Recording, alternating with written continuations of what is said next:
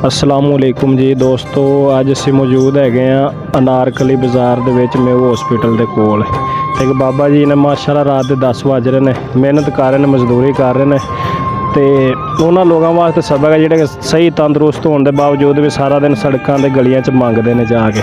तो नाले बाबा जी को मूँगफली लैके खाने, रात के 10 बज रहे हैं। तो नाले थोड़ा इन्हों को पूछना कि बाबा जी सुबह किस टाइम आते हैं तो रात को किस टाइम तक इत्थे अपना मेहनत मजदूरी दिहाड़ी करते हैं। अस्सलाम वालेकुम जी। मैम कल कर रही हैं? हाँ जी, जो भाई साहब कल कर रहे हैं ना वही हमारा काम है भाईजान। 60 साल हमारी उम्र है, 62 साल। हाँ जी। तो इसलिए ये जो लोग घर चंगे भले करते हैं, मांगते हैं, बाबा जी पंजाबी कि मेहनत करने का फ़ायदा है या मांगने वाले का फ़ायदा है? उन लोगों को तुम्हारा काम है कंट्रोल करना।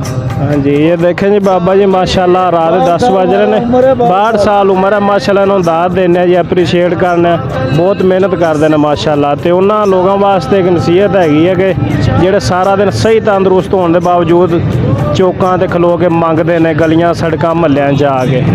तो बाबा जी माशाल्लाह देखो जी रात को 2 बजे तक इतने मेहनत मजदूरी करते हैं, अपने बच्चों का पेट पालते हैं। यह कहते हैं कि असीं मेहनत मजदूरी कर लवांगे, बाकी मंगण वाला जिहड़ा काम है वो नहीं असीं करना हैगा।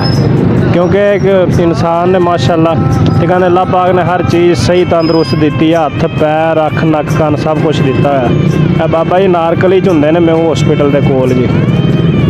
तो पुछना कि बाबा जी रात को किस टाइम तक इत्थे अपने रेहड़ी ते मेहनत मजदूरी करते हैं। बाबा जी रात को किस टाइम तक इत्थे होंगे? भाईजान मैं 2 बजे तक रेडी लगाता हूँ, 1:30-2 बजे तक। आप रात बाटे वाले जो है ना, बाटे वाले नारगली चौक में उधर खड़ा होता हूँ। एक दिन हमारा फोटो उधर भी लेके गए मैंने।